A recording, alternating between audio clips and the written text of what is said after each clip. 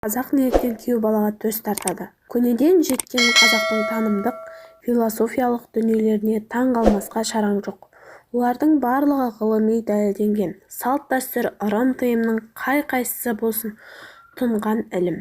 Әрбір ел мен ұлттың өзіндік наным-сенімі секілді қазақтар ойлау жүйесі мен дүние танымы жағынан басқалардан ерекшеленіп, дана халық деген атауға бекер ие болмаған. Видеоны соңына дейін көріп, тіркеліп, лайк басып, қоңыраушаны басып кетіңіздер. Себебі олар ой мен ісін философиялық тұжырыммен астастырып, табиғатпен үйлестіре білген. Ас пен сусынның қайсысы адамға пайдалы екенін жақсы ұғынған. Қонақ жайлылығы соншалық алыстан арып ашып келген кез келген жолаушыға қымыз бен қымыран ұсынған. Бұл сусын шөлдегеннен қымыран қандырып, қуаттандыратын қасиетке ие.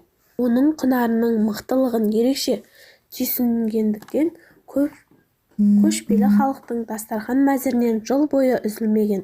Сол себепті де киесі ұрады деп ақты төкпеген, төлді теппеген. Қырықтың бірі Қыдыр деп қонақ күту рәсіміне ерекше мән беріп, асты дайындау мен ұсынуда қазақи мәдениетті ұсынған. Мәселен, ел ішінде қойдың әр мүшесіне байланысты қызықты әңгімелер кең таралған. Мал сойылып, асылған етті таратуға да ерекше мән берген. Ет мүшелері мен жіліктерін белгілі бір адамға ұсыну да шынайы сыйластықтың белгісі. Жастарға тәлім-тәрбие беру мен бағыт-бағдар көрсету үшін жасалған. Қазақ халқы ертегісінде ертөстік кейіпкерін білмейтіндері кемде-кем. Аңыз желісі бойынша ерте заманда Ерназар деген бай болыпты.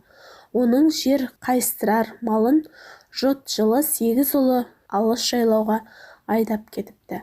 Бір қыстық азығын сайлап қалған кемпір шал жұртта қалады. Айлар мен жылдар өтсе де ұлдары оралмайды. Азығы таусылған қос қария әлдері құрып, аштықтан әлсіреп жатқанда шалдың назары шаңырақтың күлдіреуішінде керулі тұрған кер биенің төстігіне түседі. Оны асып жеген Ерназар мен кемпірі ажалдан аман қалады. Көп ұзамай кемпірі жүкті болады. Шекесі торсықтай ұлдың атын төстік деп қояды. Бұл қазақ халқының қиялынан туған туынды болғанымен, астарында үлкен мән жатыр. Көптен көрген ардагер ұстаз Қадырбек Бекетов тарихқа көз жүгіртіп, Есім ханның қалмақтар мен соғысында әскерді азықпен қамтамасыз ететін жомарт сарбаз қатарына қосылған ниет білдіргенде, Есім хан жарайды, соғыстың артқы шебін берсем, атыңа кір келтірермін, ортасында өзім жүремін. Не болса да алдыңғы шебін берейін деген екен.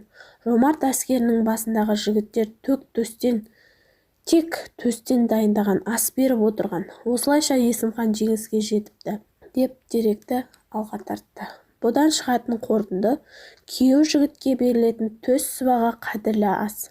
Көнеден кеткен жоралғы бойынша төс қуат көзі саналады екен. Видеоны соңына дейін көргендеріңізге рахмет. Тіркеліп, лайк басып, қоңыраушаны басып кетіңіздер.